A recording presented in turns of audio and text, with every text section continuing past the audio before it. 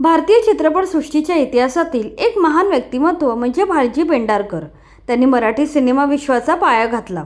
70 वर्षाच्या दीर्घ कारकिर्दीत एकापेक्षा एक जबरदस्त असे अनेक चित्रपट त्यांनी चित्रपटसृष्टीला दिले।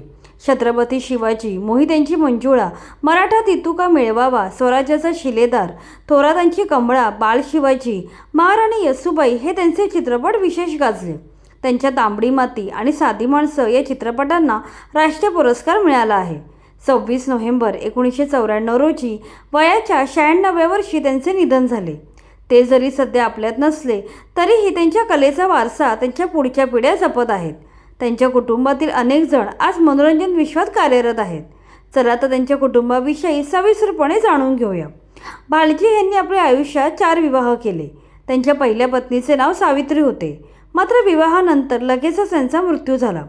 सावित्री यांच्या मृत्यूनंतर त्यांनी सरला बिडकीन यांच्याशी विवाह केला। या विवाहाद्वारे त्यांना प्रभाकर पेंढारकर आणि सरोज चिंदरकर ही 2 मुले झाली। यापैकी प्रभाकर पेंढारकर यांनी आपल्या वडिलांचा वारसा पुढे चालवला। प्रभाकर पेंढारकर यांच्या कार्याबद्दल बोलायचे तर त्यांनी सुरुवातीची 10 वर्ष भालजी आणि व्ही शांताराम यांच्या हाताखाली सहाय्यक दिग्दर्शक म्हणून काम केले। पुढे त्यांनी दिग्दर्शित केलेले बाळ शिवाजी, शाबास सुनबाई हे चित्रपट विशेष गाजले। याशिवाय भारतीय फिल्म डिव्हिजनच्या माध्यमातूनही अनेक डॉक्युमेंटरीज त्यांनी तयार केल्या होत्या। याशिवाय त्यांनी रारंग ढांग ही गाजलेली कादंबरी लिहिली। याशिवाय त्यांनी सुनामी संकटावर चक्रीवादळ, तर काश्मीरच्या धगधगत्या पार्श्वभूमीवर आणि चिनार लाल झाला अशा कादंबऱ्या लिहिल्या आहेत।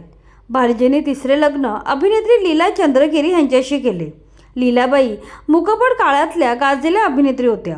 चंद्रसेना, अग्निकंकण, सिंहगड, माया मच्छिंद्र असे त्यांचे अनेक चित्रपट गाजले। सैरंद्री या भारतातल्या पहिल्या रंगीत चित्रपटाची नायिका बनण्याचा मानही त्यांना मिळाला। यानंतर छत्रपती शिवाजी चित्रपटातील त्यांनी साकारलेली जिजामाता ही भूमिका विशेष गाजली। लीलाबाई आणि भालजी यांना जयसिंग, माधवी आणि सदानंद अशी 3 मुले झाली। यापैकी जयसिंग पेंढारकर यांनी कोकणातल्या खेड्यांमध्ये शिक्षणाचा प्रसार करण्याचे काम केले आहे, तर त्यांची मुलगी माधवी यापुढे दिग्गज लेखिका झाल्या। माधवी यांनी जवळजवळ 38 पुस्तके लिहिली। यापैकी देवराई, जगावेगळी, नियती, कांचनगंगा, मंजिरी, प्रार्थना, हरवलेल्या वाटा, स्वयंसिद्ध आम्ही, शाल्मली, आवतन या त्यांच्या कादंबऱ्या खूप गाजल्या आहेत। याशिवाय नाचग घुमा हे त्यांचे आत्मचरित्र खूप गाजले। तसेच त्यांनी घे भरारी या चित्रपटासाठी पटकथा व संवाद लेखनही केले। माधवी यांनी सुप्रसिद्ध लेखक रणजित देसाई यांच्याशी लग्न केले। भालजी यांचे जावई रणजित देसाई यांनी श्रीमान योगी, स्वामी, राधेय, राजा रविवर्मा, पावनखिंड अशा अनेक गाजलेली पुस्तके लिहिली आहेत। पुढे माधवी देसाई यांच्या कन्या यशोधरा काटकर यासुद्धा आपल्या आईच्या पावलावर पाऊल ठेवून लेखिका झाल्या। यशोधरा काटकर यांनी लघुकथा, ललितबंध, चित्रपटविषयक लेख, अनुवाद अशा अनेक साहित्य प्रकारात लेखन केलं आहे। बंजाऱ्याचे घर, अपूर्व, अलौकिक, एकमेव, स्वयं, मूलमंत्र करिअरचा, थर्ड पर्सन अशा विविध पुस्तके लिहिली आहेत।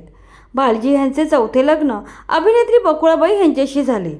नाट्यलेखक आणि अभिनेते बाळासाहेब दैनी हे त्यांचे सुपुत्र आहेत। याशिवाय एबीपी माझाच्या वृत्तानुसार भालजी यांची नातसून उमा पेंढारकर ही सुद्धा अभिनय क्षेत्रात काम करत आहे।